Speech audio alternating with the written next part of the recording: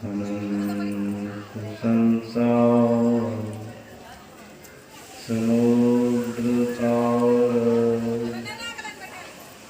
नौकाभ्याम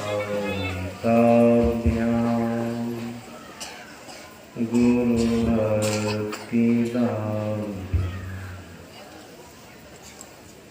वैराग्य साम्राज्य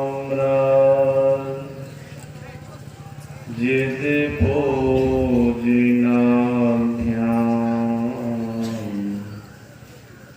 नमो श्री गुरु पादुकाय नमो श्री गुरु पादुकाय संसार वृक्षमारूढ़ा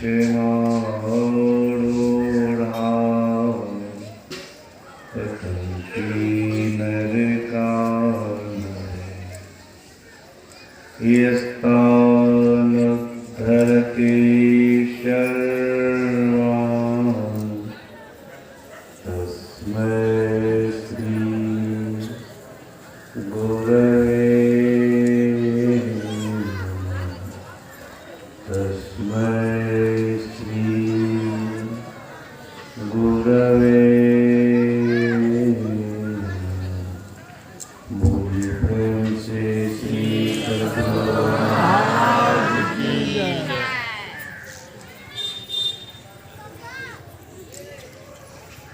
मंचस्थ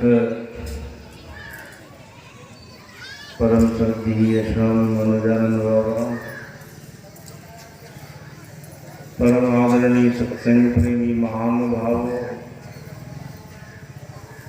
तथा आदरणीय माताओं एवं भक्तिमती बहनों,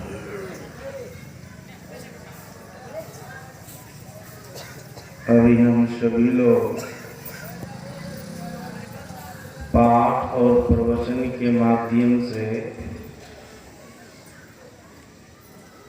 परमात्मा की भक्ति के संबंध में सुन रहे थे।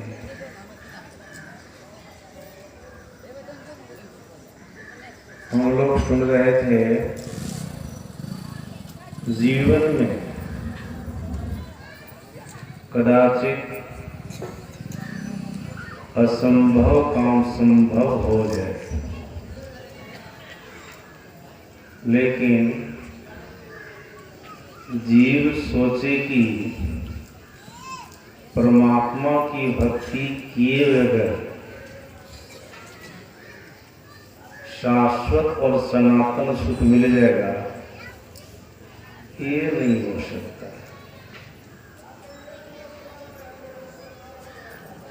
वनवास काल में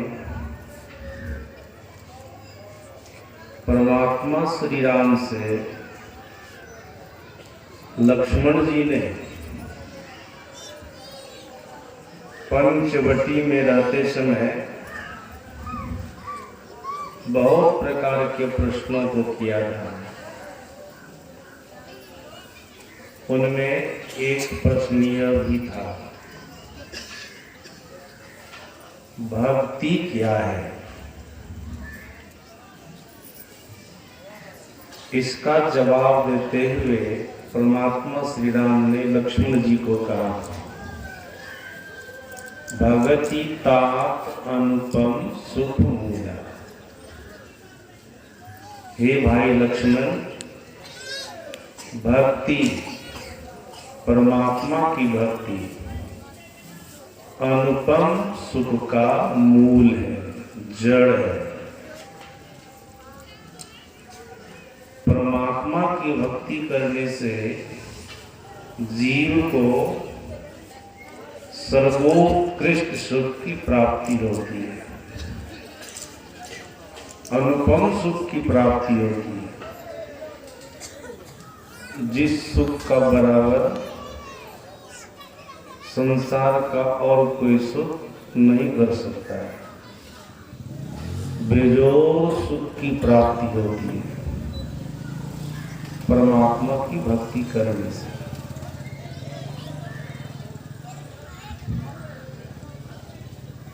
सज्जनों,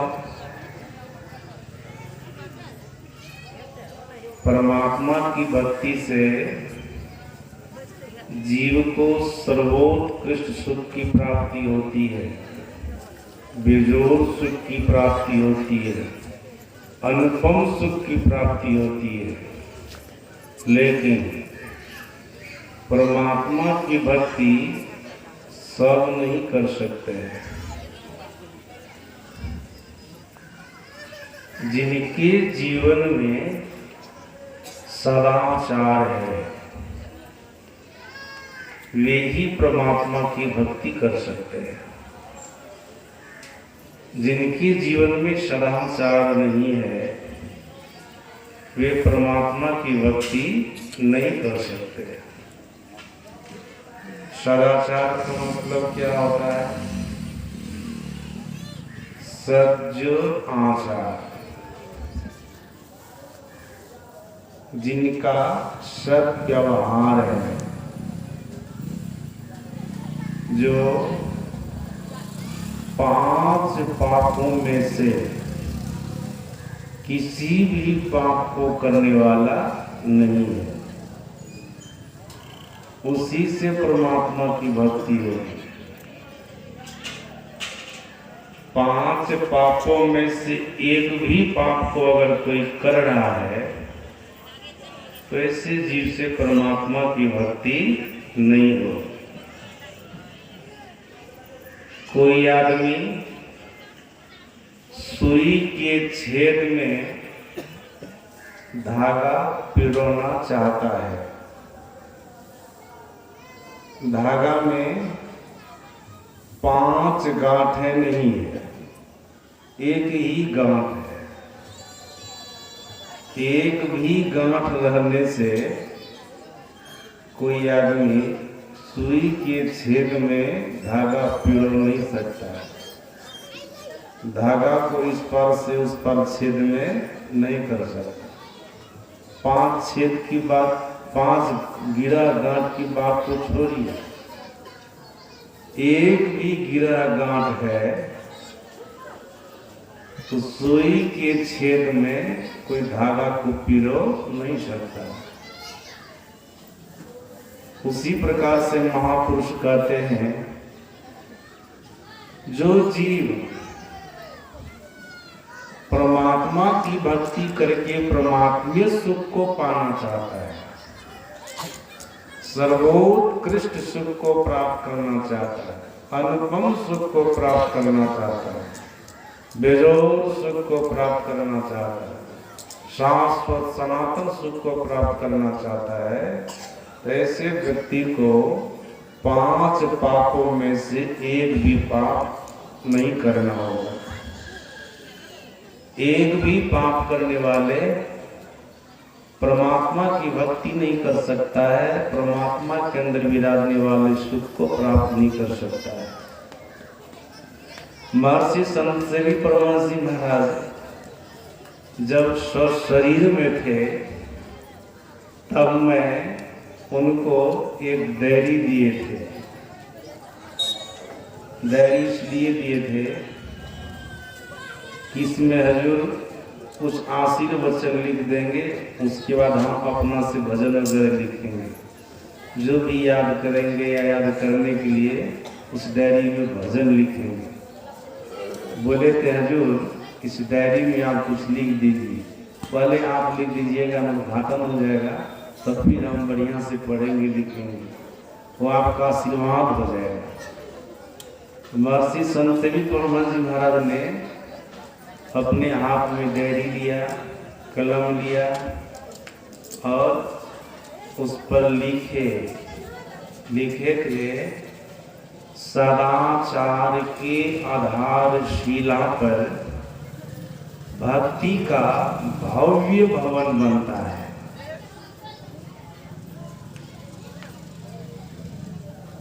जब इसको मैंने पढ़ा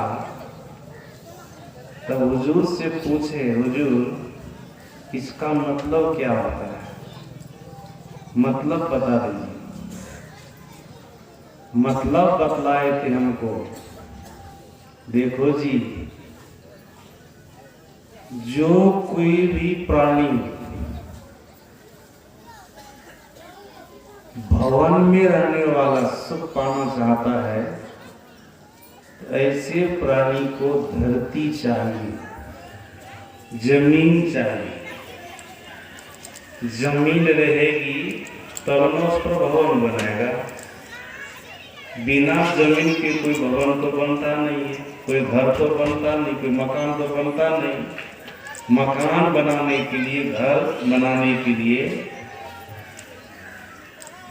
उसके पास में जमीन चाहिए। जमीन रहेगी, घर बनेगा, भवन बनेगा, तब ना घर का वो सुख लेगा, घर का वो आनंद लेगा।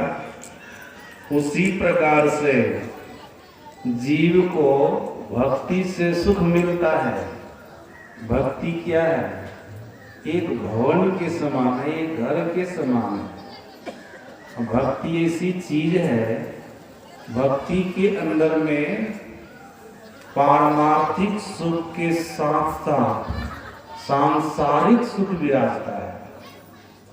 परमात्मा श्री राम ने अपने राजत्व काल में अपनी प्रजा को उपदेश देने के क्रम में यह भी कहा था कि हे प्रजाओ, आप लोग इस लोक में और परलोक में दोनों जगह सुख पाना चाहते हैं तो हमारी बात को ध्यान से सुने। वो क्या है? ज्यों परलोक यहाँ सुख चाहो, सुनी मम वचन हृदय दृढ़ गहो, सुलभ सुखद मार्ग यह भाई, भगति मोरी पुराण श्रुति। वो मेरी भक्ति है। और क्या बोले थे? भगति स्वतंत्र सकल सुख खानी, बिनु सत्संग न पावन। परमात्मा की भक्ति ऐसी है जो सुखों का खान है। जो सुख लेना चाहे वो सुख आपको परमात्मा की भक्ति से मिल जाएगा। सांसारिक सुख भी मिलेगा, पारमार्थिक सुख भी मिलेगा। परमात्मा की भक्ति करने से आप संसार में भी सुख से रहेंगे, परलोक में भी सुख से रहेंगे। परमात्मा की भक्ति तो ऐसी है। महर्षि संतसेवी परम जी महाराज ने कहा, परमात्मा की भक्ति भक्त के लिए एक भवन का काम करता है। और उस भवन में, मतलब भक्ति रूपी भवन में जीव के लिए सारा सुख रहता है, सारा सुख रहता है। लेकिन भक्ति रूपी भवन को तैयार करने के लिए उनके जीवन में सदाचार चाहिए। सदाचार के आधारशिला पर भक्ति का भवन बनता है। किसी भी प्रकार के भवन को बनाने के लिए, घर मकान को बनाने के लिए जमीन चाहिए। उसी प्रकार से भक्ति रूपी भव्य भवन को बनाने के लिए जमीन चाहिए। वो जमीन क्या है? वो जमीन है सदाचार। सदाचार मतलब जो अपने आप को पंच पापों से अलग हटा करके रखता है, 5 पापों में से एक भी पाप को नहीं करता है, वो सदाचारी है। उसी के जीवन में भक्ति का भव्य भवन बनेगा और उनके जीवन में उनको सब प्रकार का सुख प्राप्त होगा। सज्जना, अपने आप को पंच पापों से हटाना होगा। वो पंच पाप क्या है?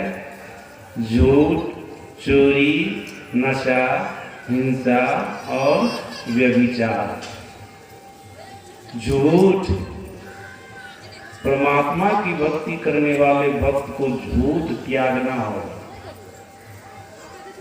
झूठ बोलेंगे तो परमात्मा की भक्ति होगी। हम लोग के सदगुरु महाराज जी ने कहनी कृपा की, झूठ क्या है? सभी पापों का झोला है। आप कोई भी पाप कीजिए, किसी के पूछने पर कर दीजिए कि हमने ऐसा नहीं किया। झूठ बोल रहे, झूठ के झोला में पाप समा गया।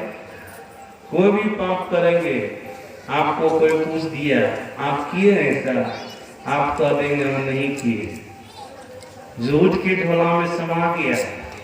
संत कबीर साहब ने अपनी वाणी में कहा है, संसार में झूठ से बढ़कर के और कोई पाप नहीं हो सकता है,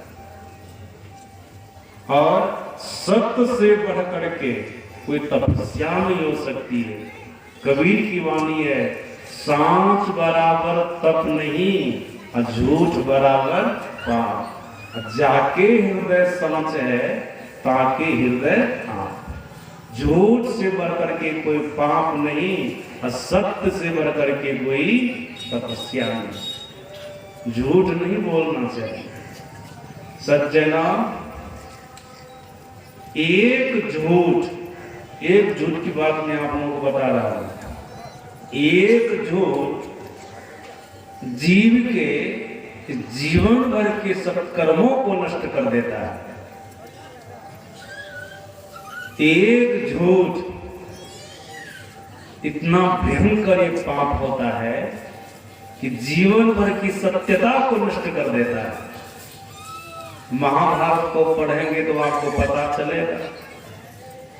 सत्संग में तो निश्चित रूप से आप लोग सुने होंगे, युधिष्ठिर जी महाराज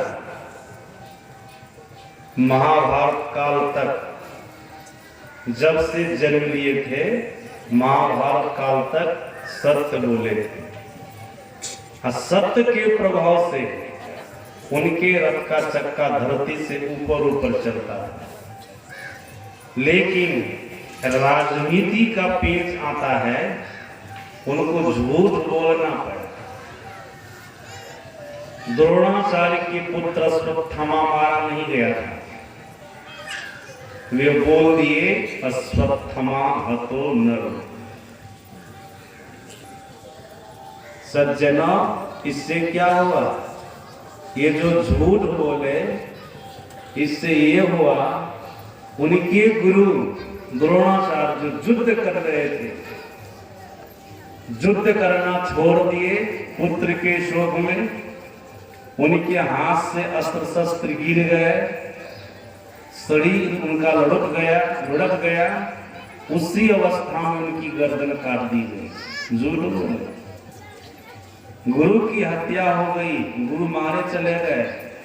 जीवन भर जो सत्य बोले थे, सत्य के प्रभाव से रथ का चक्का धरती से ऊपर चलता था, वो धरती पर चला गया। महाभारत के स्वर्गारोहण पर्व को पढ़ करके देखिएगा, आपको पता चलेगा। जब पांचों भाई पांडव शरीर स्वर्ग जा रहे थे, तो क्रम से 4 भाई नरक में गिर गए। द्रौपदी भी गिर गई, भीम गिर गया, अर्जुन गिर गया, नकुल सहदेव गिर गया, द्रौपदी गिर गई।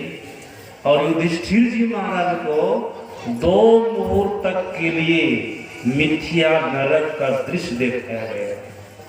2 मुहूर्त तक के लिए मिथ्या नरक का दृश्य दिखाया गया। एक झूठ का परिणाम ये हुआ, धर्मराज युधिष्ठिर के जीवन में उनके रथ का चक्का धरती पर गया और 2 मुहूर्त तक के लिए मिथ्या नरक का दृश्य देखना पड़ा। कैसा विशेला झूठ होता है। इसलिए संत कबीर साहब कहते हैं, झूठ से बढ़कर के संसार में और कोई पाप हो नहीं सकता। बड़ा भयंकर पाप है। सदगुरु महाराज जी कहते, झूठ सभी पापों का झोला है।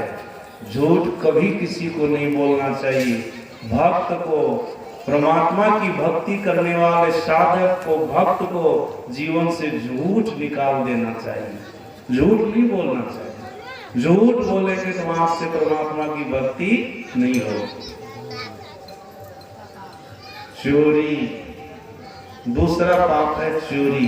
झूठ चोरी भी नहीं करनी चाहिए। चोरी किसको कहते हैं? किसी की वस्तु को बिना पूछे आप ले लेते हैं, ये चोरी है। चोरी करने वाला परमात्मा की भक्ति कर लेगा? चोरी करने वाले से भी परमात्मा की भक्ति नहीं होगी। चोरी करने वाले को भी भारी दंड मिलता है। अगर चोरी करने वाले पकड़ा जाता है, जिनकी वस्तु चुराया है उनके द्वारा वो पकड़ा जाता है, तब तो इतनी मार लगती है कहने से बाहर। बच गया तो बच गया, नहीं तो मर भी जाता है। मैं एक बार आचार्य स्त्री के साथ रानीगंज से निकले, खोजरी होकर के त्रिवेणीगंज जा रहे, उसी रास्ता से निकले। खोजरी के पास या खोजरी में एक धार है, नदी है। उसी नदी के तट पर एक हृष्ट पुष्ट आदमी घोलता हुआ था। गाड़ी रोक करके पूछे लोगों से, लोगों की भीड़ थी, क्या होंगे वो आदमी को? कड़ाके की ठंड है, ठंड का मौसम था, नदी के तट पर घोलटा हुआ है। सभी लोगों ने कहा वो चोर था और आपने चोरी किया था, पकड़ा गया। कितने लोगों की मार लगी न, मारते मारते उसको मारिए दिया, मारते मारते मार दिया। सज्जनों याद रखिएगा कि शायद आप इस धरती पर चौरी कर्म करने में, चोरी करने में नहीं पकड़ाए, यहां पर आपको दंड नहीं मिला। जिनकी वस्तु चुराई उनसे या राजा से, यहाँ के प्रशासन से, सरकार से, याद रखिएगा परमात्मा से आप नहीं बच सकिएगा, फिर आपको परमात्मा दंडित करेगा। महाभारत का एक प्रसंग मैं आप लोगों को सुनाता हूं। शंख और लिखित दो भाई थे, सगे भाई थे, दोनों महात्मा बन गए थे। जंगल में अलग अलग कुटियां बना करके, आश्रम बना करके तपस्या करते थे। एक दिन लिखित जो छोटे भाई थे, बड़े भाई शंख के आश्रम में गए। संजोग से जिस समय ये गए, उस समय शंख आश्रम में नहीं थे, कहीं गए थे। इंतजार करने लगे, बहुत देर हो गई, इनको भूख लग गई। शंख के आश्रम में बहुत सारे फल वाले वृक्ष लगे हुए थे। इनके मन में हुआ, लिखित के मन में हुआ, भाई कहीं ना आश्रम है, भूख लगी है, फल सब बहुत बढ़िया बढ़िया है, एक फल खा लेते हैं, भूख मिट जाएगी। वृक्ष से फल तोड़ा और खाना शुरू किया। 2-4 फल खाए होंगे, इतने में शंख आ गए। शंख ने कहा, भाई लिखित ये फल जो तू खा रहा है साथ में लाया था? कहा नहीं भाई, साथ में नहीं लाया, आप ही के आश्रम में जो ये वृक्ष है फल वाले, इसी से तोड़ करके खा रहे हैं। शंख ने कहा, लिखित ये आश्रम तो हमारा न है, और इस आश्रम में जितने वृक्ष है हमारा वृक्ष है। फल जो तोड़ करके खाना शुरू किया तो हमसे पूछा, का भाई साहब आपसे तो नहीं पूछे, सोचे भैये का न है, क्या होगा, खा लेते तोड़ करके। शंख ने कहा, चोरी हो गई, चोरी हो गई। अगर इस चोरी का फल इस धरती पर भोग लिया भाई तो ठीक है, नहीं तो फिर विधाता तुमको दंडित करेंगे, विधाता तुमको दंडित करेंगे। तो ऐसा करो, इसका फल इसी धरती पर भोग लो। लिखित भी समझदार था, कहा ठीक है भाई, आप जो कहेंगे हम वो करने के लिए तैयार हैं। संत ने कहा, जिस राजा के राज में हम लोग रह रहे हैं, उस राजा का नाम है द्युतसेन। चले जाओ उनके पास, दंड देने का अधिकार राजा को होता है।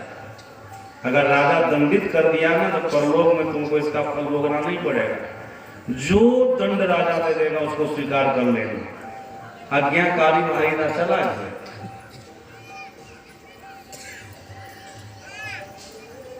राजा को जाकर के बोला, मैं अपने भाई के आश्रम में फल चुरा करके खाया हूं, इसका जो फल होना चाहिए वो फल हमको आप दे दीजिए। जो दंड देना हो आप दंड दे सकते हैं। राजा ने कहा राजा को दंड देने का अधिकार है तो राजा को क्षमा करने का भी अधिकार है। मैं क्षमा कर दिया, साधु ने क्षमा कर दिया। लिखित ने कहा नहीं, आप क्षमा कर देंगे ना तो परलोक में हमको भोगना पड़ेगा, क्योंकि धर्मशास्त्र ऐसा कहता है कर्म का सिद्धांत का अर्थ होता है कर्म का फल तो भोगना ही पड़ता है। तो यहाँ पर आप हमको नहीं भोगवाइएगा ना तो परलोक में हमको भोगना पड़ेगा, आप हमको दंडित कीजिए। जब इस तरह से कहा तो मंत्री से जल्लाद से सलाह लिया राजा का इसको कौन सा दंड मिलना चाहिए। अपने भाई के आश्रम में फल चुरा करके खाया, एक के फल तोड़ा तो दो चार कर खाया, कौन सा फल मिलना चाहिए। देखिए निर्णय वहां पर क्या होता है, कहा ये हाथ से फल चुरा करके खाया है ना, इसका दोनों हाथ काट लीजिए। ये छोटा सा कर्म में चोरी बिना पूछे फल तोड़ा था। देखिए याद रखिएगा, यहाँ पर इस बात को आप लोग भले बकवास समझ लीजिएगा, लेकिन जब आपके जीवन में इसका फल आएगा ना तब बात समझ में आएगी, नहीं महात्मा जी ठीक कर रहे थे। महात्मा बुद्ध ने कहने की कृपा की है, पापात्मा को पाप तब दिखाई देता है, कोई भी पाप नहीं, पापात्मा को पाप तब दिखाई देता है जब पाप अपना फल लेकर के उनके सामने में प्रकट हो जाता है। तब उनका दिल गवा कर नहीं हम कभी पाप किए थे इसलिए हमारा जीवन दुखी हुआ। पुण्यात्मा को भी पुण्य कर्म करते समय पुण्य नहीं दिखाई देता है, जब पुण्य अपना फल लेकर उनके सामने में आता है तब उनको पुण्य दिखाई देता है। नहीं हम सब कर्म किए थे तब हमारा जीवन सुखी है, तब हमारा जीवन सुखी है। महापुरुष कहते पाप करने वाले का जीवन दुखी होता है, पुण्य कर्म करने वाले का जीवन सुखी होता है। सज्जना पाप पुण्य वैसे नहीं दिखता है, जब ये दोनों अपना अपना फल लेकर के कर्ता के सामने में उपस्थित होता है तब उसको पाप पुण्य दिखाई देता है। लिखित का था दंडित कीजिए, राजा भी निर्णय कर लिया मंत्रियों से जल्लादों से कि नहीं इनका दोनों हाथ काट लेना चाहिए, दोनों हाथ काट लिया। लिखित आ गए अपने भाई के आश्रम में, भाई को बोले भाई साहब, संत को बोले भाई को बोले कि दोनों हाथ काट लिया गया। उनके हृदय में दया आ गई, भाई बड़े सत्यवादी हैं, भूल हो गई, हमारा फल समझ करके तोड़ा था लेकिन चोरी तो हो गई। सोचे भाई का है कोई बात नहीं, लेकिन हमसे बिना पूछे लिया था, चोरी तो हो गई लेकिन हमारी बात को ये माना है। जिस सरोवर में संत स्नान करते थे अपने छोटे भाई लिखित को बोले भाई संत लिखित जाओ सरोवर में स्नान करो और भगवान सूर्य को अर्घ दो। कोई तर्क वितर्क नहीं किया, सज्जनों हाथ से न अर्घ दिया जाता है लेकिन हाथ तो दोनों कटा हुआ है। ऐसा नहीं कहा कि भाई साहब हाथ है ये नहीं तो अर्घ कैसे देंगे, कुछ भी नहीं वो तर्क वितर्क किए। सज्जना सरोवर में गए, स्नान किए, स्नान करने के बाद ऐसा भाव बनाते कि भगवान सूर्य को अर्घ देंगे। जैसे भाव बनाया अर्घ देने की इच्छा हुई वैसे उनका दोनों हाथ उठ गया, दोनों हाथ हो गया, बहुत प्रसन्न हो गया दिल उनका। भाई के पास आए, प्रणाम किए, बोले भाई साहब दोनों हाथ हो गया, सरोवर का क्या करामत है। संत ने कहा भाई सरोवर में स्नान करने से हाथ नहीं हुआ है, मैं अपने योग बल से तुमको दोनों हाथ दे दिया, क्योंकि तू हमारी आज्ञा का पालन किया, हमारे आदेश पर चला, मैं अपने योग बल से तुमको दोनों हाथ दिया हूं। सुनो आज दिन से किसी की भी वस्तु अपने परिवार की लोग क्यों न हो बिना पूछे नहीं लेना, बिना पूछे ले लोगे चोरी हो जाएगी। सज्जनों चोरी का परिणाम तो मिलेगा ही लेकिन चोरी करने वाले परमात्मा की भक्ति नहीं कर सकता। तीसरी बात है झूठ चोरी नशा। नशा का सेवन कभी किसी को नहीं करना चाहिए। सज्जनों मैंने धर्म ग्रंथ में पढ़ा नशा का जो सेवन करने वाला आदमी होता है, किसी भी प्रकार के नशा का सेवन करता है, किसी भी प्रकार के नशा का सेवन, खैनी हो, बीड़ी हो, सिगरेट हो, दारू हो, कुछ भी हो जो नशीली पदार्थ है, उसका जो सेवन करता है, ऐसे आदमी को ब्रह्म हत्या का पाप लगता है। ब्रह्म हत्या किसको कहते हैं? जो सदाचारी ब्राह्मण की हत्या करता है, या ब्रह्म जानाति ब्राह्मणा, जो महामानव महामनुष्य परमात्मा की भक्ति करके, ब्रह्म की भक्ति करके, ईश्वर की भक्ति करके उनको जाना है, पहचाना है, जो ऐसे महापुरुष है वो ब्राह्मण है, ऐसे संत जो है वो ब्राह्मण है, ऐसे संत का वध कर देना, ऐसे महान पुरुष का वध कर देना, ये क्या है? ये ब्रह्म हत्या है। हत्या करने वाले को, मारने वाले को ब्रह्म हत्या का पाप लगता है। और सज्जनों याद रखिएगा, ब्रह्म हत्यारे को, ब्राह्मणों की हत्या करने वाले को, संतों की हत्या करने वाले को, साधुओं की हत्या करने वाले को जो पाप लगता है ना, उस पाप का परिणाम क्या है? उसके बदले में उसको ब्रह्म पिशाच बनना पड़ता है। वो ब्रह्म पिशाच बनता है। जो ब्राह्मणों की हत्या करने वाला है, संतों की हत्या करने वाला है, ऐसे जीव को ब्रह्म राक्षस बनना पड़ता है। वो ब्रह्म पिशाच बनता है, प्रेत बनता है, राक्षस बनता है। वो मनुष्य के शरीर में दोबारा नहीं आ सकता है, जो नाशाओं का सेवन करने वाला है। सज्जना, ब्रह्म हत्या का पाप लगता है शराब पीने वाले को। हम ब्रह्म हत्यारे किसको कहते हैं? आप लोग तो समझ ही गए। एक तो ब्रह्म हत्यारे वो हैं जो ब्राह्मणों का वध किया है, संतों का वध किया है, और दूसरा ब्रह्म हत्यारे वे कहे जाते हैं जो शराब का पान करता है, जो नशाओं का सेवन करता है। ब्रह्म हत्या का पाप मरने के बाद ये ब्रह्म राक्षस बनता है, ये ब्रह्म पिशाच बनता है, प्रेत बनता है या राक्षस बनता है। इसलिए महापुरुषों ने कहा नशाओं का सेवन नहीं करना चाहिए। झूठ, चोरी, नशा, इसके बाद क्या? हिंसा। सज्जनों, हिंसा करनी चाहिए।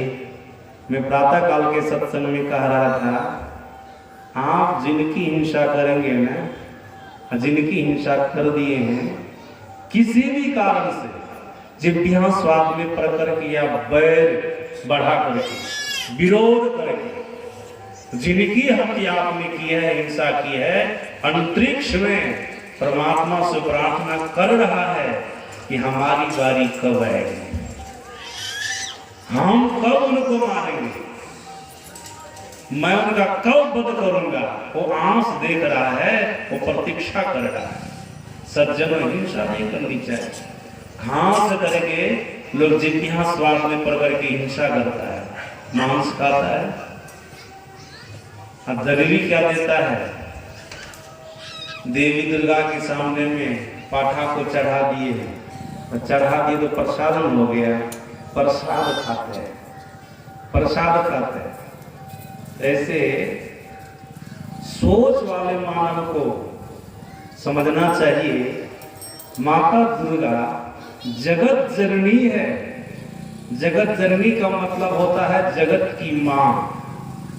जगत की माँ का मतलब 84 लाख प्रकार की योनियां है, वो सबकी माँ है, सबकी माँ है, जगत की माता है, सबकी माँ है। क्या हो पाठा की माँ नहीं है, बगड़ी की माँ नहीं है, उसकी भी माँ है ना। जब जगत जननी है, जगत की माँ, तो उनकी भी माँ है ना। और सुनिए, किसी माता पिता का पुत्र लूला लंगड़ा हो जाता है, अपाहिज हो जाता है, तो माता पिता क्या कहता है? अरे ये पुत्र लायक नहीं है, चल इसको काट के खा ले। ऐसा कभी सोचे हैं माँ बाप? नालायक पुत्र को, अपाहिज पुत्र को काट के खा ले, ऐसा सोचे हैं कभी? या इसको मार दे, इसको हटा दे, खत्म कर दे, ऐसा कभी नहीं सोचते। सज्जनों, याद रखिएगा, उसी प्रकार से पाठा भले लायक संतान नहीं है, नालायक संतान है, लेकिन है किनकी संतान? माता दुर्गा की संतान है। एक साधारण माँ अपाहिज लड़के को, लड़कियां को, अपनी संतान को मारना नहीं चाहते हैं तो क्या पाठा को मारना चाहेंगे माता दुर्गा, माता काली? नहीं, ऐसा कभी नहीं कर सकती है। साधारण माँ से भी गए गुजरी नहीं है माता दुर्गा। उनके लिए तो ऐसा कहा कि माता दुर्गा दया के प्रतीक है। दुर्गा सप्तशती को पढ़ेंगे पता चलेगा। देवताओं ने स्तुति की है माता दुर्गा की, या देवी सर्वभूतेषु मातृरूपेण संस्थिता नमस्तस्यै नमस्तस्यै नमस्तस्यै नमो नमः। या देवी सर्वभूतेषु दया रूपेण संस्थिता नमस्तस्यै नमस्तस्यै नमस्तस्यै नमो नमः। वो सबकी माँ है और दया का रूप धारण करके सभी भूत प्राणियों के अंदर में विराजती है। क्या वो पाठा को काट देगी? आप कहेंगे महिषासुर को जो खत्म कर दी, तो महिषासुर तो अन्यायी न था, राक्षस न था, राक्षस था। एक महिषासुर से तीनों लोगों का प्राणी कांपता था, दुखी था। पाताल लोक का जीव दुखी था, मर्त भवन का जीव दुखी था और स्वर्ग का जीव दुखी था। तीनों लोगों के जीवों को, प्राणियों को दुख में डाल करके रखा था। लाचार होकर के परमात्मा की कृपा से, देवताओं की शक्ति की पुण्यों से माता दुर्गा का प्राकट हुआ और नालायक महिषासुर का वध किया, जो तीनों लोगों के प्राणियों को दुख पहुंचाने वाला था, संकट पहुंचाने वाला था। सज्जना, धर्म ग्रंथ में महापुरुषों ने कहा, एक आदमी के चलते अगर पूरा घर तबाह है तो पूरे घर के लोगों को चाहिए उस एक आदमी का परित्याग कर दे, पूरा घर शांत हो जाएगा। सज्जना, एक घर से पूरा गांव तबाह है तो पूरे ग्रामवासी को चाहिए घर का परित्याग कर दे, एक घर का परित्याग कर दे। एक जिला से अगर पूरे गांव के लोग, समाज के लोग, जिला के लोग तबाही हैं तो सभी को चाहिए उस जिला का परित्याग कर दे। परित्याग कर देगा, हम लोग खत्म कर दो, उससे सब लोग तबाह है।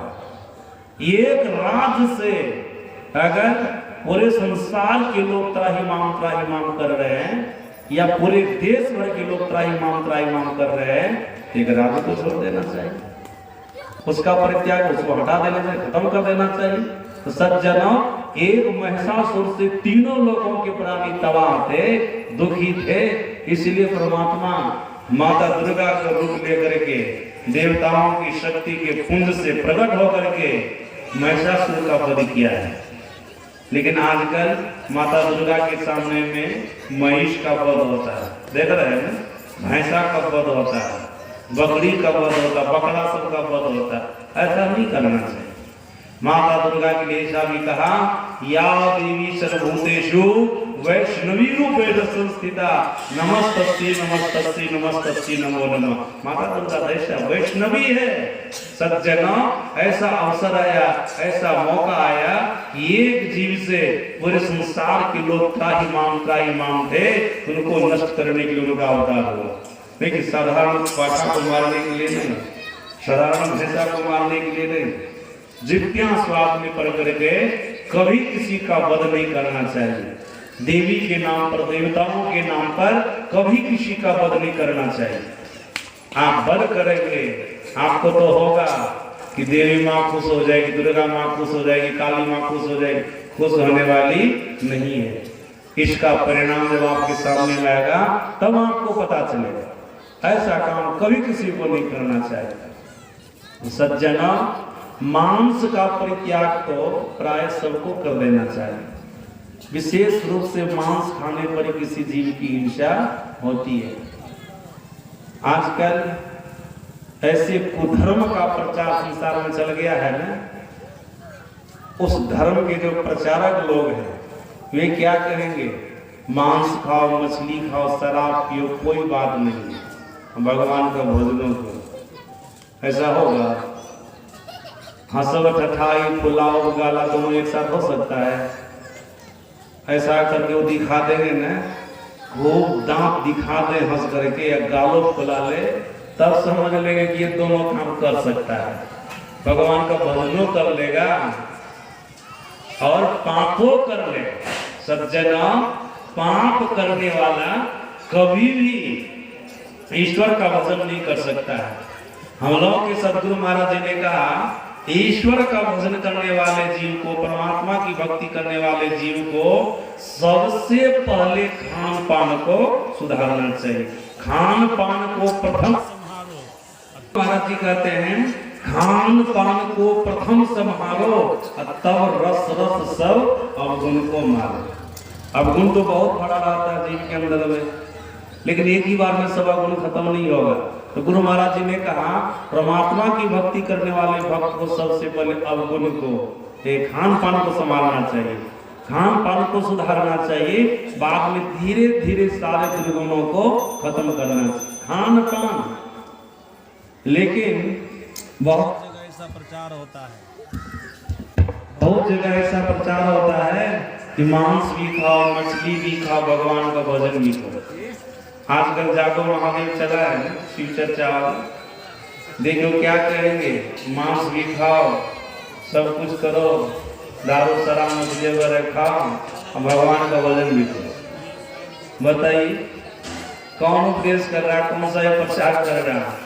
धर्म का प्रचार है कि धर्म का प्रचार है? मैंने महाभारत में पढ़ा, भगवान शंकर ने माता पार्वती को कहा है कि देवी कभी किसी को मांस नहीं खाना चाहिए। माता पार्वती ने कहा, भोलेनाथ अगर कोई मनुष्य मांस खाता हो तब? भगवान शंकर ने कहा, हे देवी तो वो मनुष्य कहला ही नहीं सकता है, मनुष्य कहला ही नहीं सकता है। माता पार्वती ने कहा, तो क्या कहलाता सो भी बता दीजिए। श्लोक में है, महाभारत के छठा खंड को पढ़िएगा, आपको प्रसंग मिलेगा। भगवान शंकर ने कहा, आत्मार्थेय पर प्राणा हिंसा स्वादु फलेप्सया व्याघ्र गृध श्रृगालेश्च राक्षसेस्तु समस्तु स। भगवान शंकर कहते, देवी सुनो, मांस खाने वाला मनुष्य के शरीर में रह करके व्याघ्र है, मतलब बाघ है, बाघ के समान है, गृध है वो गिद्ध के समान है, श्रृगाल है मतलब सियार के समान है, राक्षसेस्तु समस्तु स, वो राक्षस के समान है। समझ लीजिए मनुष्य के शरीर में क्या क्या है। शिवनारायण का संप्रदाय चला है, जबकि शिवनारायण एक महान संत हैं, उनकी वाणी सदगुरु महाराज जी, स्वामी शिवनारायण जी महाराज की वाणी सत्संग योग में दी है गुरु महाराज जी, जबकि उनकी वाणी में है, जीव पाले और मारे नहीं। स्वामी शिवनारायण जी महाराज कह रहे हैं, जीव का पालन करना चाहिए, मारना नहीं चाहिए, लेकिन उनके संप्रदाय के लोग पूरे मांस मछली खाता है। अनुकूल चंद ठाकुर के ये सब क्या है, मैं तो नामे लेके बोल रहा हूँ, मैं गलत थोड़े बोल रहा हूँ। देखिए घरले कहते फलना दिन में नहीं खाना चाहिए मांस, अनदिना खाना चाहिए, भगवानों का भजन करना चाहिए। ये सब धर्म का प्रचार है, ये धर्म का प्रचार नहीं है। सज्जनों, ऐसे लोगों की बात को मान करके ऐसे के बताए मार्ग पर मत चलिएगा, कभी भी आपका परम कल्याण होने वाला नहीं है, कभी नहीं।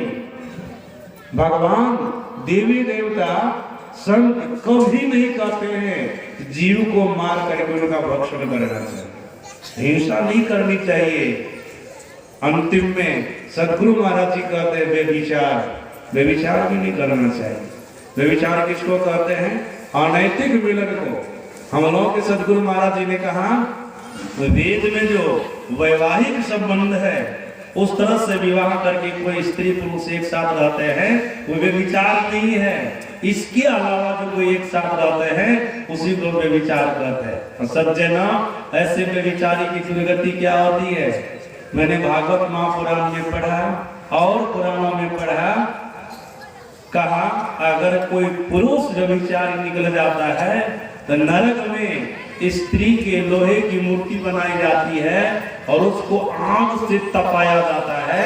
जैसे लोहार के यहाँ लोहा लाल हो जाता है, उस तरह से आग के जैसा उसको लाल किया जाता है। उस पुरुष को उसी में स्त्री के लोहा में तप्त लोहा में सटाया जाता है, उसको उससे बांध दिया जाता है। सज्जन अभी विचार के लिए, अभी छलनी दीपा करके लोहा दीपा करके किसी को कोई दागेगा तो रहा जाएगा उनको, वहां लोहे में उसको बांध दिया जाता है, हालत तो खराब हो जाएगा। भागवत महापुराण का अध्ययन करने वाले इस बात को जानते होंगे। अगर स्त्री विचार में निकल जाती है तो नरक में पुरुष के लोहे की मूर्ति बनाई जाती है, उसको लाल किया जाता है, आग के समान लाल किया जाता है, उस स्त्री को लोहा में सटाया जाता है। व्यभिचारियों की दुर्गति होती है, ये दुर्गति होती है, इसलिए व्यभिचार कभी नहीं करना चाहिए। सज्जनों, अगर आप इन 5 पापों में से एक भी नहीं कर रहे हैं तो आप सदाचारी हैं। तब आप ईश्वर का भजन कर सकते हैं, परमात्मा की भक्ति कर सकते हैं। आपके जीवन में जमीन तैयार हो गई, भूमि तैयार हो गई। मतलब सदाचार का पालन कर लिए, 5 पापों में से एक भी पाप नहीं कर रहे हैं, एक भी बात नहीं कर किए हैं, तो क्या होगा? आपके जीवन में भूमि तैयार हो जाएगी, जमीन तैयार हो जाएगी। अब आप मकान बना सकते हैं। अब आपके जीवन में भक्ति का भव्य भवन बन सकता है, जिसमें जाने से आप पूर्ण सुख को प्राप्त करेंगे, पूर्ण शांति को प्राप्त करेंगे। सदाचार भूमि है, जमीन है। अपने आप को पापों से बचा करके रखना। 5 किया, दुनिया के सभी पापों से अपने आप को बचा करके रखना। मानव उनका जीवन सदाचारी जीवन है, और ऐसा ही आदमी परमात्मा की भक्ति कर सकता है। भक्ति रूपी भव्य भवन अपने जीवन में बना सकता है। सज्जनों, अभी 2 बात मैं आप लोगों को सुनाया हूँ, भले आप लोगों को स्मरण में रहे न रहे, याद दिला देता हूँ, इसलिए बीच बीच में कह देता हूँ। भक्ति से अनुपम सुख की प्राप्ति होती है, और भक्ति करने वाले को सदाचारी होना चाहिए। ख्याल में रखना लोगों को, भक्ति करने वाले को सदाचारी। अगर कोई गुरु, कोई महात्मा, उपदेशक, प्रचारक आपको ऐसा कह रहा है मांस भी खाओ, मछली भी खाओ, पाप कर्मों को भी करो, ईश्वर का भजन करो, धीरे धीरे ठीक हो जाएगा, तो ऐसे के चक्कर में नहीं पड़िएगा, आपका जीवन बर्बाद हो जाएगा। भक्ति करने से जो सुख की प्राप्ति होती है, वो सुख आपको मिलने वाला नहीं है। ऐसे उपदेशक से, ऐसे प्रचारक से निश्चित रूप से आप बचने का प्रयास कीजिएगा, नहीं तो आपका जीवन बर्बाद हो जाएगा। आज अपना झोला भरने के लिए, अपनी जीविका भरने के लिए, अपने परिवार को चलाने के लिए धर्म को व्यवसाय बना करके इस प्रकार का उपदेश करता है। संसार के लोग हमारी बातों को माने, हमारे मार्ग पर चले, और उनके द्वारा हमको धनराशि प्राप्त हो। ऐसे के लिए गोस्वामी तुलसीदास जी महाराज ने रामायण में लिखा है, हरई शिष्य धन शोक न हरई, सो गुरु घोर नरक महा हरई। ऐसा जो उपदेशक है, ऐसा जो गुरु है, जो केवल शिष्यों से धन की अपेक्षा रखता है कि हमको धन चाहिए, धन चाहिए, हमारा परिवार चलना चाहिए, शिष्य का दुख दूर हो या ना हो, उनके क्लेशों का नाश हो ना हो, जो ऐसा भाव रखता है और संसार में लोगों को भटकाने का काम करता है, गोस्वामी तुलसीदास जी महाराज कहते हैं ऐसे गुरु घोर नरक में जाते हैं। जब गुरु घोर नरक में चले जाएंगे तो चेला कहाँ जाएंगे? स्वर्ग में। अब आप विचार सकते, चेला भी नरक में जाएंगे। आनर गुरु बता चेला, दोनों नरक में ठेलम ठेला, दोनों का ठेलम ठेला होता है। ऐसे गुरु से, ऐसे उपदेशक से, ऐसे प्रचारक से निश्चित रूप से आप लोग बचेंगे। तो सज्जना, भक्ति से सुख की प्राप्ति होती है, और ऐसी भक्ति को अपने जीवन में लाने के लिए मानव को सदाचारी होना होगा, अपने आप को पापों से बचा करके रखना होगा। अब भक्ति कैसे करेंगे? भक्ति किन साधनों से करेंगे? धामों में जाने से परमात्मा की भक्ति हो जाएगी? तीर्थों में जाने से परमात्मा की भक्ति हो जाएगी, व्रतों को करने से परमात्मा की भक्ति हो जाएगी, फूल माला प्रसाद अगरबत्ती चढ़ाने से परमात्मा की भक्ति हो जाएगी, जल चढ़ाने से परमात्मा की भक्ति हो जाएगी, उपवास करने से परमात्मा की भक्ति हो जाएगी। याद रखिएगा, इससे परमात्मा की भक्ति होने वाली नहीं है। ये सारे सत्कर्म हैं, इन सत्कर्मों को करने से आपको पुण्य होगा और इस पुण्य के फल स्वरूप आप स्वर्ग जाएंगे, ब्रह्मलोक जाएंगे, वैकुंठ लोक जाएंगे, धरती पर भी आपको सुख मिलेगा। लेकिन आप जन्म मरण के चक्र से छूटने वाले नहीं है। आपको प्रभु परमात्मा का दर्शन होने वाला नहीं है। प्रभु परमात्मा के अंदर में विराजने वाले सुख की प्राप्ति होने वाली नहीं है। स्वर्ग का सुख मिलेगा, ब्रह्मलोक का सुख मिलेगा, वैकुंठ लोक का सुख मिलेगा, धरती पर भी आपका जीवन सुखी हो जाएगा। इन सत्कर्मों को करने से, ये सारे सत्कर्म है, परमात्मा की भक्ति नहीं है, ये सब आपको मिलेगा। लेकिन जब तक परमात्मा की भक्ति नहीं करेंगे तब तक आप जन्म मरण के चक्र से छूटने वाले नहीं है। आपको अनुपम सुख नहीं मिलेगा, सर्वोत्कृष्ट सुख नहीं मिलेगा। आप परमात्मा की भक्ति किन साधनों से करें, किस चीज से करें? हम लोग के सदगुरु महाराज महर्षि परमहंस जी महाराज ने कृपा की है, 4 साधनों के द्वारा परमात्मा की भक्ति करनी चाहिए। वो 4 साधन क्या है? मानस जप, मानस ध्यान, दृष्टि साधन और सुरत शब्द योग के द्वारा सर्वेश्वर की भक्ति करनी चाहिए। सदगुरु महाराज जी का परमात्मा की भक्ति इन 4 साधनों के द्वारा करनी चाहिए। सज्जनों, इन 4 साधनों के द्वारा परमात्मा की भक्ति वे ही करेंगे जो संत मत में दीक्षित हुए। जो दीक्षा नहीं लिए हैं इन 4 साधनों के द्वारा परमात्मा की भक्ति कर सकेंगे? नहीं कर सकेंगे। सज्जनों, हम लोग के गुरु महाराज जी वेद सम्मत बात बोले हैं। जिस भक्ति के लिए वेद भगवान ने कहा है, किसी भक्ति से परमात्मा का तत्व ज्ञान प्राप्त होगा, परमात्मा सुख जीव को प्राप्त होगा, वही बात हम लोग के सदगुरु महाराज जी ने भी कहा है। सत्संग योग के पहला वेद मंत्र को आप पढ़िएगा और दूसरा मंत्र को पढ़िएगा। इसमें वेद भगवान 4 साधन की बात बताए हैं। 4 साधन की बात बताए हैं। सज्जनों, वेद भगवान का कहना है, सृष्टिकर्ता परमात्मा को तत्व रूप में जानने के लिए मानव को अपने जीवन में 4 योग अपनाना चाहिए। ध्यान से सुनिएगा आप लोग, कितने योग अपनाना चाहिए? 4 योग अपनाना चाहिए। बुद्धि योग, मानस योग, ज्योति योग और नाभि योग। 4 योगों को अपनाना चाहिए। सज्जनों, बुद्धि योग का अर्थ होता है सत्संग। मानव को सबसे पहले सत्संग करना चाहिए। सत्संग करने से समझदारी बढ़ेगी, संस्कार का निर्माण होगा। समझदारी आएगी आपके अंदर में, निरीक्षण का विवेक आपके अंदर में होगा, पाप पुण्य का ज्ञान आपके अंदर में होगा, क्या करना चाहिए नहीं करना चाहिए विवेक आपके अंदर में जागृत हो जाएगा। इसलिए बुद्धि योग पहले सत्संग कर लेना चाहिए। अब देखिए, 3 योगों में वेद भगवान ने 4 साधन बतलाए हैं कि मानव को 4 साधनों के द्वारा ईश्वर परमात्मा की भक्ति करनी चाहिए, जो हम लोग के गुरु महाराज जी ने बताया। मानस योग है, मानस योग का मतलब होता है मानस जप तथा मानस ध्यान।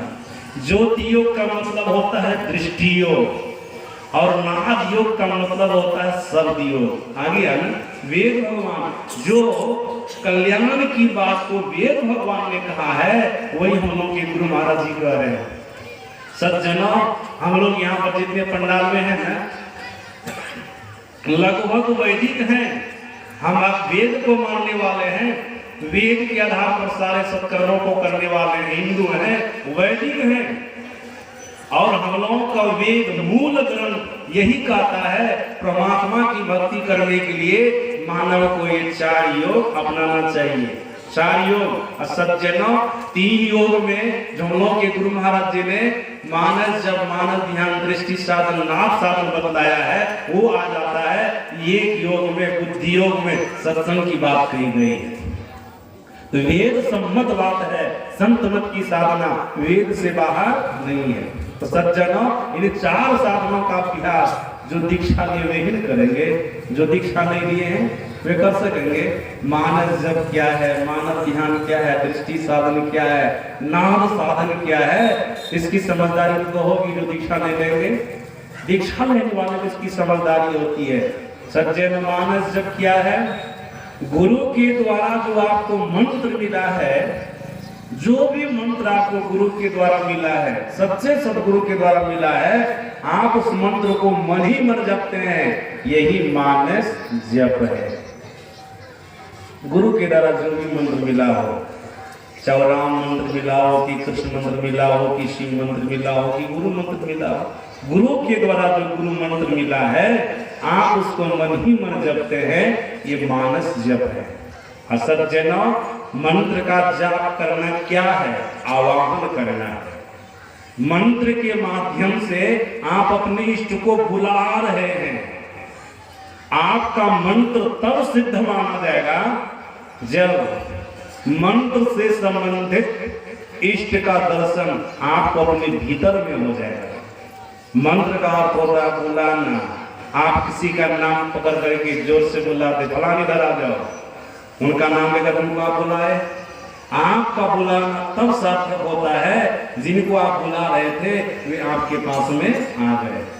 उसी प्रकार से आप जिस मंत्र को जप रहे हैं, जपते जपते मंत्र से संबंधित आपके इष्ट का आपको दर्शन हो गया तो समझ लीजिएगा हमारा मंत्र जपना सार्थक हो गया। अब हमारा मंत्र सिद्ध हो गया। जपात सिद्धि, जप करने से सिद्धि की प्राप्ति होती है। तो सबसे पहले आपको अपने इष्ट का दर्शन होगा।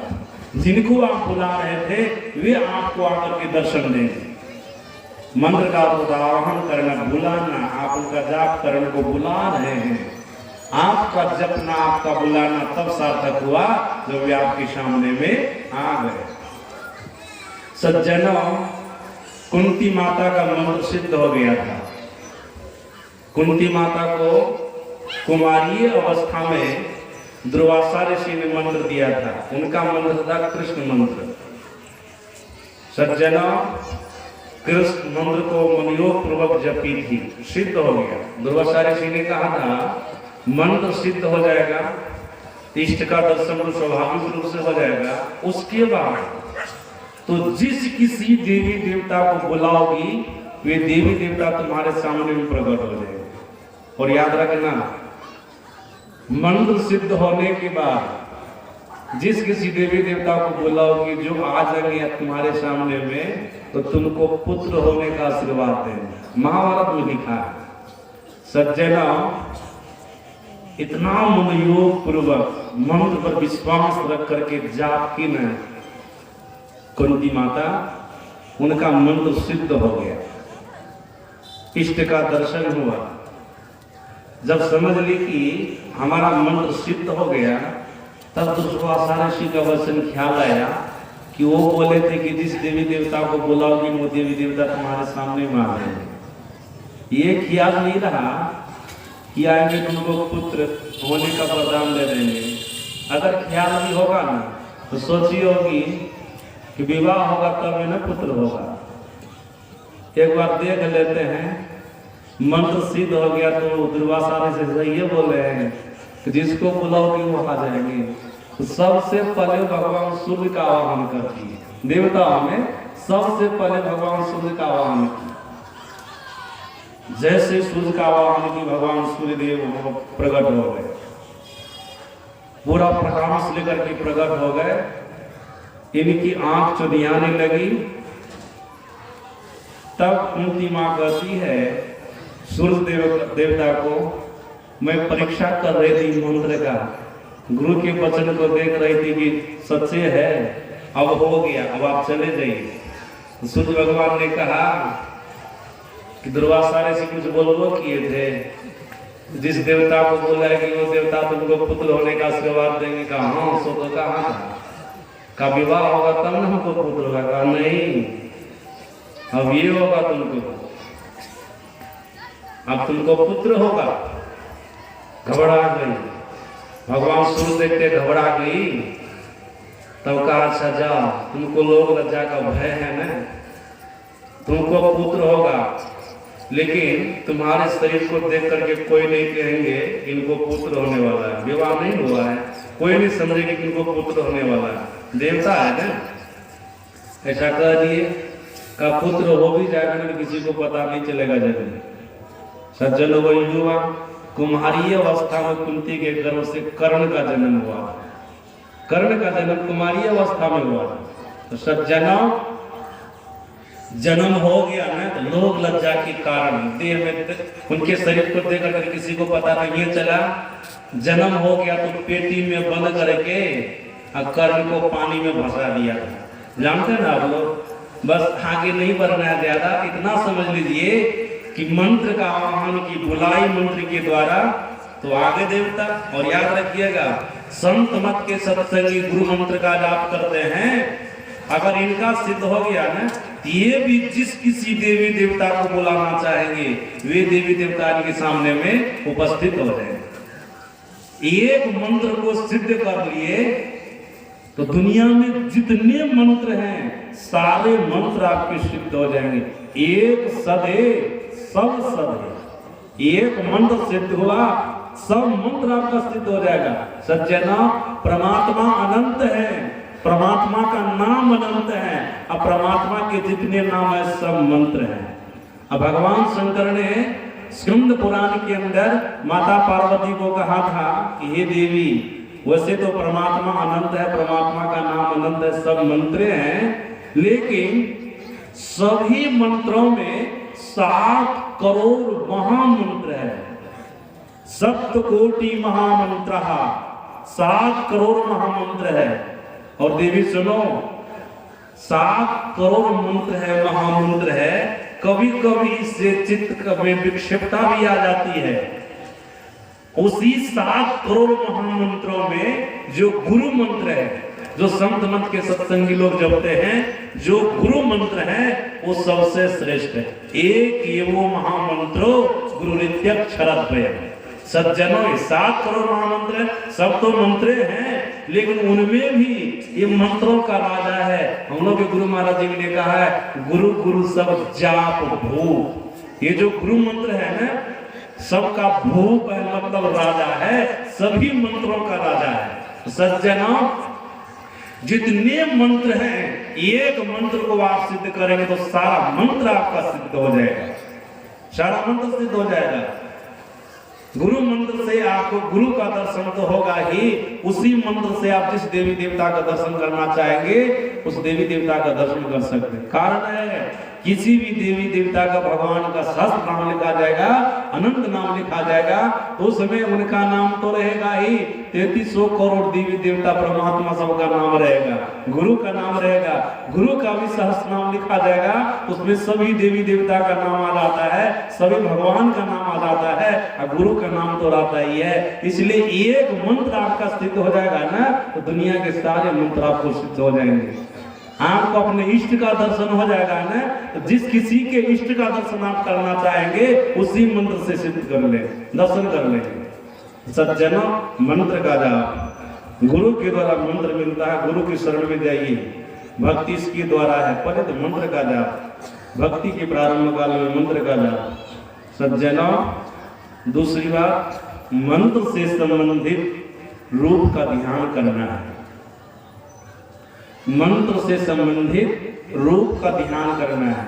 जिस मंत्र को आप जपते हैं उस मंत्र से संबंधित रूप का ध्यान कीजिए। राम मंत्र को जपते तो राम के रूप का ध्यान, कृष्ण मंत्र को जपते तो कृष्ण के रूप का ध्यान, शिव मंत्र को जपते हैं तो शिव रूप का ध्यान, गुरु मंत्र को जपते तो गुरु रूप का ध्यान। सज्जनों, ये आपको गुरु से सीखना होगा कि ध्यान कैसे करें। किसी भी इष्ट के रूप का ध्यान करेंगे तो कैसे करेंगे, आपको सीखना होगा। मंत्र से संबंधित रूप का ध्यान। सज्जनों, रूप का ध्यान करने से क्या होगा, याद रखेंगे आप लोग।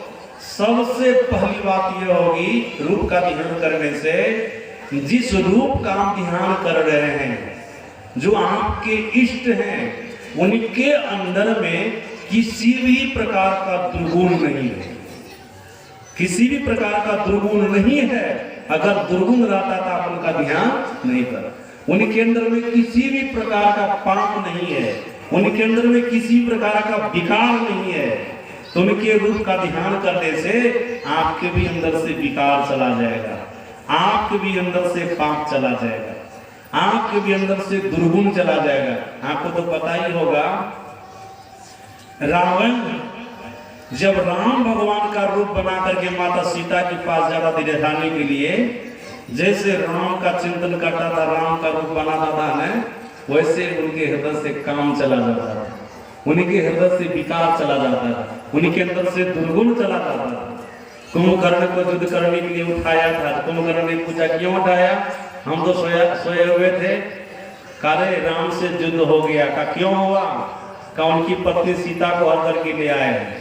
उस समय कुंभकर्ण क्या कहा था? अरे जगदम्बा को हर के लाया है, सब कल्याण चाहता मूर्ख, तुम्हारा कभी कल्याण हो सकता है?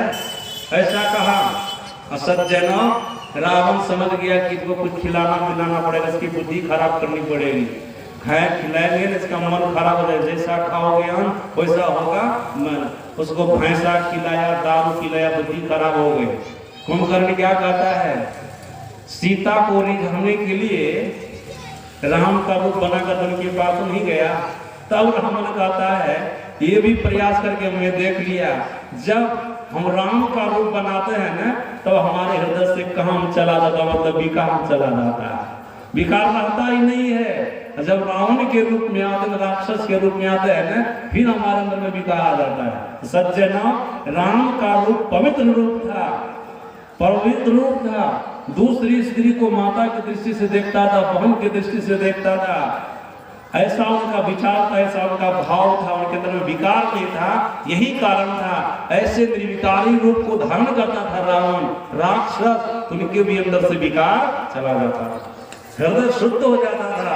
याद रखिएगा, परमात्मा श्री राम ने कहा है, हमको कौन प्यारा होता है, हमको कौन जी प्राप्त करता है? जिनका मन निर्मल होता है, जिसका हृदय शुद्ध होता है। निर्मल मन जन सो मोहि पावा, मोहि कपट छल छिद्र न भावा। सज्जना, परमात्मा श्री राम कहते हैं, जिसके हृदय में छल कपट नहीं है, विकार नहीं है, किसी भी प्रकार का पाप नहीं है, वो भक्त हमको प्राप्त कर सकता है। वही भक्त हमारा प्यारा भक्त है, वही भक्त हमारा प्यारा भक्त है। सज्जनों, पवित्र रूप का ध्यान करेंगे, अपने इष्ट के रूप का ध्यान करेंगे, आपका हृदय पवित्र हो जाएगा। जैसे आपके इष्ट का हृदय पवित्र है, आपके इष्ट हर तरह से पवित्र है, वैसे आप भी हर तरह से पवित्र हो जाएंगे, आपका हृदय पवित्र हो जाएगा। इष्ट का ध्यान करने से यह फल आपको प्राप्त होगा, आपके अंदर से विकार चला जाएगा। इतना ही नहीं होगा, आपके इष्ट के अंदर जितने सद्गुण हैं, दुर्गुण तो है ही नहीं, जितने सद्गुण हैं, सारे सद्गुण आपके अंदर में प्रवेश कर लेंगे। सज्जनों, आप लोग क्या नहीं रहे? एक लव्य द्रोणाचार्य की मूर्ति का ध्यान किया, उनके जीवन में क्या परिणाम आया? द्रोणाचार्य के पास गए थे एकलव्य, अस्त्र शस्त्र की विद्या सीखने के लिए, उन्हें सिखाया, कहा था राजपुत्र को सिखाते, नहीं सिखाया था। उनके प्रति उनको अटूट श्रद्धा थी।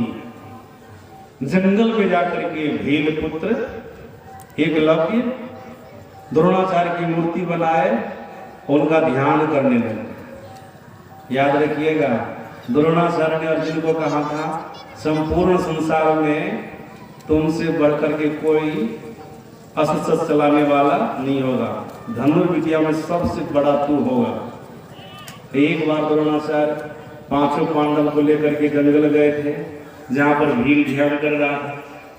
सज्जनों, कुछ दूर में ही थे, पांचों पांडव के साथ में कुत्ता था। कुत्ता का आदत है आगे पीछे होने का, जो मालिक होते कभी उनके पीछे होते, कभी आगे होते। तो कुत्ता आगे होकर के भील को देखा, काला कलौता है, जो द्रोणाचार्य का ध्यान कर रहा था। बस उनको देखा तो भौंकने लगा। वो तीर धनुष उठाया, इतना बाण उसके मुंह में मारा ना, कुत्ता के मुंह में, बाण से कुत्ता का मुंह भर गया। लेकिन एक चमत्कार ये हुआ कि एक बूंद भी खून उनके मुंह से नहीं गिरा। बाण से मुंह भर गया लेकिन एक बूंद भी खून नहीं गिरा।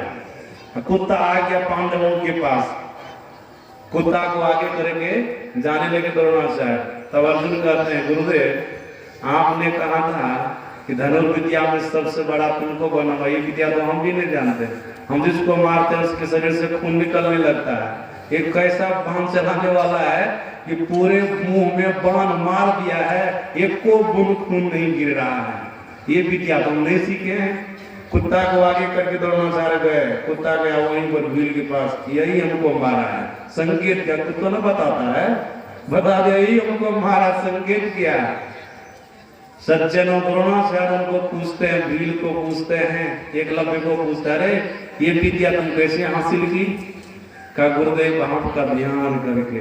देख रहे हैं ना, ध्यान किया तो द्रोणाचार्य के अंदर में जितने थे अस्त्र शस्त्र विद्या का ज्ञान, सारा ज्ञान उनके अंदर में आ गया ना, सारे ज्ञान उनके अंदर में आ गए। उनका ध्यान करके उनके अंदर में जितना ज्ञान था सारे ज्ञान को, सारे गुण को एकलव्य हासिल कर लिया। सज्जनों उसी प्रकार से आप अपने इष्ट का ध्यान करेंगे तो इनके अंदर में जितने सद्गुण होंगे सारे सद्गुण आपके अंदर में आ जाएंगे। आपका हृदय तो परम पवित्र हो जाएगा, परम पवित्र हो जाएगा। आप परमात्मा के प्यारे हो जाएंगे, परमात्मा आपसे प्रेम करने लगेगा। अपने अंदर से विकार निकालिए, अपने अंदर से पाप निकालिए। कैसे? गुरु रूप का ध्यान करके, अपने इष्ट के रूप का ध्यान करके। सज्जनों ये तो चार बातों में से दूसरी बात है। तीसरी बात क्या है? तीसरी बात है दृष्टि योग का साधन। ध्यान से सुनिएगा, थोड़े से मैं तो बोलूंगा, नहीं तो आप लोग भटक जाइएगा मैं क्या कह रहा हूं। सुनिए, फिर याद दिला देता हूं। चार साधनों के द्वारा ईश्वर की भक्ति करनी है। चार साधन में पहला साधन मानस जप, उसकी बात में थोड़े शब्दों में आप लोगों को बताया। दूसरी बात मानस ध्यान, जो मैं अभी बता रहा था। चार साधनों में से दो साधन की बात मैं आपको बताया, अब थोड़ा थोड़ा इनकी महिमा बता दिया, थोड़ी थोड़ी इनकी महिमा बता दिया। सज्जनों अब ज्योति योग है, ये तीसरा साधन है। ज्योति योग का दो ज्योतियों को योग करो। दो ज्योति मतलब दो प्रकाश को मिलाओ। कैसे मिलाइएगा? संत मत के सत्संग में इसका ज्ञान दिया जाता है। जब संत मत की दीक्षा देने वाले गुरु के पास जाएंगे ना, दीक्षा गुरु के पास, तब इसका भेद बताएंगे हम। सज्जनों दो ज्योति क्या है? सत्संग में पहले सुनिए, तब दीक्षा लेंगे तो पता चलेगा। जो दीक्षा लिए उनको पता चल जाएगा। हम आपको दो आंखें हैं, दोनों आंखों में देखने की शक्ति है, दृष्टि की धार है, जो प्रकाशमयी है, ज्योतिमयी है। इन्हीं दोनों दृष्टि की धारों को मिलाना है। कैसे मिलाएंगे? दीक्षा के समय बताया जाता है कैसे मिलाना है। सज्जनों हम लोग क्या कहा जाता है कि दोनों आंखों के ठीक बीचों बीच साधक को देखना चाहिए। संकेत रूप में भी बताया जाता है, दीक्षा में तो खुल करके बताया जाता है। जो साधक अपने अंदर में गुरु से जुक्ति जान करके अंधकार में एक जगह दृष्टि को टिकाता है, जहां पर गुरुदेव ने अंधकार में टिकाने के लिए कहा है, अगर वहां पर अंधकार में टिक जाती दोनों दृष्टि की धारें, जो दोनों प्रकाशमयी है, जहां पर अंधकार में जिस तरह से टिकाने के लिए उस तरह से टिका लेते हैं, ज्योति योग हो जाती है। मतलब दोनों दृष्टि की धारें अंधकार में मिल जाती है। तो जब दोनों दृष्टि की धार मिल जाएगी तब क्या होगा? आपके अंदर से अंधकार चला जाएगा, आपके अंदर में प्रकाश हो जाएगा। आपके अंदर से अंधकार चला जाएगा और आपके अंदर में प्रकाश हो जाएगा। सज्जनों ये ज्योति योग की महिमा है, ज्योति योग की महिमा है। हम लोग के सदगुरु महाराज जी ने कहने की कृपा की है, दो नयन बीचों बीच सन्मुख एक टक देखत रहो, आप वह बिंदु झलके पट गिरा निरखत रहो। बिंदु झलकेगा, कौन बिंदु झलकेगा? अभी आंख बंद करते हैं ना, श्याम बिंदु झलकता है। श्याम बिंदु का मतलब क्या होता है? अंधकार, अंधकार झलकता है। जब उसी अंधकार में गुरुदेव ने आपको जहां कहा दृष्टि टिकाने के लिए टिका लेंगे, तब वहां पर क्या होगा? दोनों दृष्टि की धारा मिल जाएगी अंधकार में, तब क्या होगा? आंख के अंदर से अंधकार चला जाएगा, आंख को प्रकाश हो जाएगा। तम फटे ज्योति भरे आकाश का तू सैर कर, ज्योति की प्राप्ति हो जाएगी, मतलब श्वेत बिंदु की प्राप्ति हो जाएगी, प्रकाश की प्राप्ति हो जाएगी। इसकी युक्ति आपको गुरु से सीखनी पड़ेगी। जो दृष्टियोग का साधन करता साधक, वे साधक अपने अंदर में प्रकाश देखता है। सज्जनों, प्रकाश देखने वाले साधक से कोई बात छिपी हुई नहीं रहती है। संपूर्ण प्रकृति मंडल में कहां क्या हो रहा है वो घर बैठे देख लेता है। व्यास देव जी महाराज से संजय को इसी दिव्य दृष्टि की प्राप्ति हुई थी, सूक्ष्म दृष्टि की प्राप्ति हुई थी। महाभारत का युद्ध 84 कोस में चल रहा था। 84 कोस में कहां पर कौन किनके साथ लड़ रहा है, मर रहा है। संजय राजभवन में रह करके धृतराष्ट्र के पास में रह करके सारा हाल समाचार बताते रहते थे। 84 कोस के युद्ध को राजभवन में रह करके देख रहे थे। सज्जनों, गोस्वामी तुलसीदास महाराज ने कहा है, जिस व्यक्ति को दिव्य दृष्टि की प्राप्ति हो जाती है ना, वो व्यक्ति धरती के तर में क्या है, पहाड़ के भीतर में क्या है, संपूर्ण सृष्टि में कहां क्या हो रहा है, कौन सा तमाशा हो रहा है, सबको देखता है। जथा सुवंजन आंध्र साधक सिद्ध सुजान कौतुक देख ही शैल बना भोतल भूरी निधान। उनसे कोई बात छिपी भी नहीं रहती है। हम लोगों के सदगुरु महाराज जी ने करनी कृपा की, एक बिंदुता दूरबीन हो, दूरबीन क्या करे, अब पिंड में ब्रह्मांड दरस हो, बाहर में क्या करे। जो श्वेत बिंदु को अपने अंदर में प्राप्त कर लेता है, दृष्टियोग का साधन करके, वे साधक अपने भीतर में संपूर्ण ब्रह्मांड को देखता है। क्यों नहीं देखेगा? भगवान शंकर ने माता पार्वती को ज्ञान संकलन तंत्र शास्त्र में कहा था, मनुष्य शरीर के अंदर में संपूर्ण ब्रह्मांड है। ब्रह्मांड लक्षणम सर्व देह मध्य व्यवस्थितम, संपूर्ण ब्रह्मांड है, लेकिन अभी नहीं दिखाई पड़ रहा। कारण अभी भीतर में अंधकार है।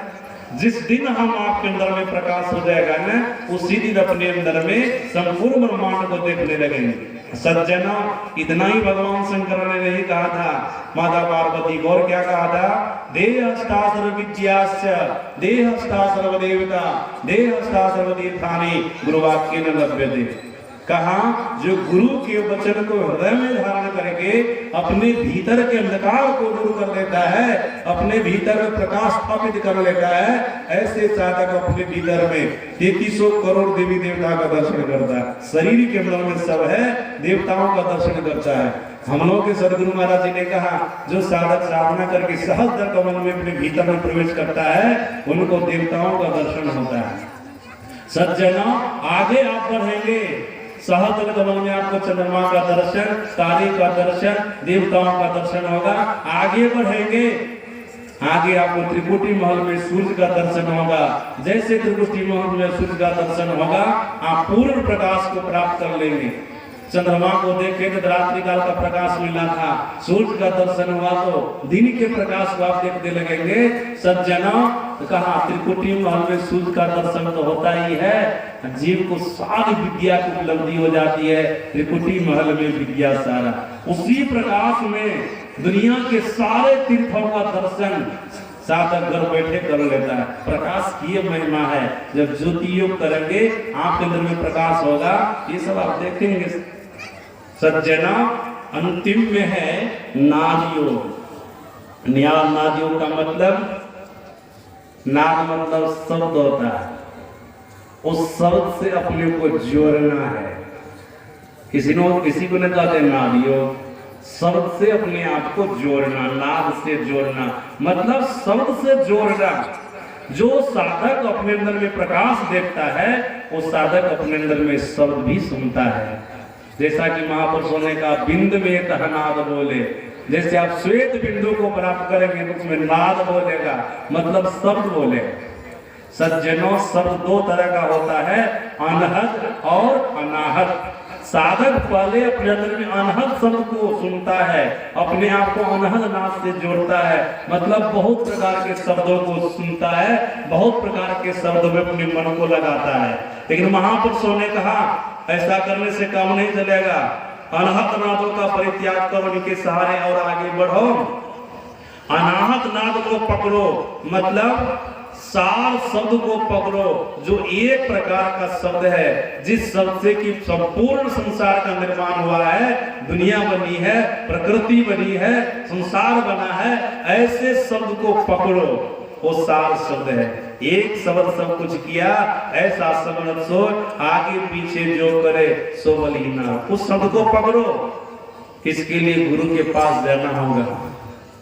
वो शब्द बायां तरफ का है कि दाहिना तरफ का है कि बीच का है, कहाँ का है, वे संकेत कर रहे हैं। जब तुम उस शब्द को पकड़ लोगे, अपने आप को सार शब्द से जोड़ दोगे, इस सार शब्दों को क्या करेगा? सदगुरु महाराज की वाणी में है, सार शब्द ही जीव को परमात्मा से मिला देता है। सार शब्द ही ना मिलावे और नहीं कोई। सदगुरु महाराज जी कहते जीव को परमात्मा से सार शब्द मिलाने वाला है, सार शब्द ही जीवात्मा को परमात्मा से मिला देता है। सज्जना, जैसे आप परमात्मा से मिल जाएंगे ना, परमात्मा का दर्शन हो जाएगा ना, वैसे आपको सर्वोत्कृष्ट सुख की प्राप्ति हो जाएगी। आपकी भक्ति पूरी हो गई, आपको अपना दर्शन हुआ, परमात्मा का दर्शन हुआ, परमात्मा के अंदर में विराजने वाला सर्वोत्कृष्ट सुख, अनुपम सुख, जिस सुख की तुलना संसार के किसी पदार्थों से, किसी सुखों से नहीं दिया जा सकता है, वो सुख आपको मिलेगा, उस सुख की प्राप्ति आपको होगी। सज्जना, जैसे परमात्मा को आप प्राप्त किए, आप जन्म मरण के चक्र से छूट गए, शाश्वत और सनातन सुख को प्राप्त कर लिए। अब आप सारे क्लेशों से मुक्त हो गए, सारे दुखों से मुक्त हो गए। तो पता चला आप लोगों को किन साधनों के द्वारा परमात्मा की भक्ति करनी है। मानस जप के द्वारा, मानस ध्यान के द्वारा, दृष्टि साधन के द्वारा और नादानुसंधान के द्वारा। इन चार साधनों के द्वारा जो वेद में लिखा है और गुरु महाराज जी बोल रहे हैं, हम लोग वैदिक हैं, इन्हीं चार साधनों के द्वारा हम आपको परमात्मा की भक्ति करनी होगी। सज्जना, इस तरह की भक्ति करके, भक्ति का भव्य भवन बना करके इसका सुख लेने के लिए भक्त को सदाचारी होना पड़ेगा। जब तक सदाचार का पालन नहीं करेंगे, 5 पापों में से एक भी पापों को करेंगे तो ऐसे सुख की उपलब्धि आपको नहीं हो सकती है। 5 पापों में से सभी पापों को छोड़ना होगा, तब आपके जीवन में इस तरह की भक्ति होगी, आप इस तरह की भक्ति कर सकेंगे और अनुपम सुख को प्राप्त कर लेंगे। जिस सुख के लिए काकभूषुंडी जी महाराज पक्षीराज गरुड़ जी को कहा था। काकभूषुंडी जी से पक्षीराज गरुड़ जी ने पूछा था, जीव को शाश्वत और सनातन सुख कैसे मिलेगा? इस पर काकभूषुंडी जी महाराज ने कहा था, ईश्वर परमात्मा की भक्ति करने से। पक्षीराज ने कहा, आप ये सा करेंगे और कोई करने वाला है? बहुत महापुरुषों का नाम लिया था, फिर धर्म ग्रंथ का नाम लिया था। शिव रसिक सनकादिक नारद जी मुनि ब्रह्म विचार विशारद सब कर्म खगनायक यहाँ करिए राम पद पंकज नेहा। ये तो महापुरुषों का नाम लिए, बाद में क्या कहते? श्रुति पुराण सद ग्रंथ कहा रघुपति भगत विनाशो ना, कि सबों का कहना है असंभव से असंभव बात हो जाए, लेकिन जीव सोचे कि परमात्मा की भक्ति किए बगैर हमको शाश्वत और सनातन सुख मिलेगा, ये होने वाला नहीं। परमात्मा की भक्ति करने से ही किसी को शाश्वत और सनातन सुख मिलेगा। लेकिन परमात्मा के भक्त को इन 5 प्रकार के पापों से बच करके रहना होगा। सज्जनों,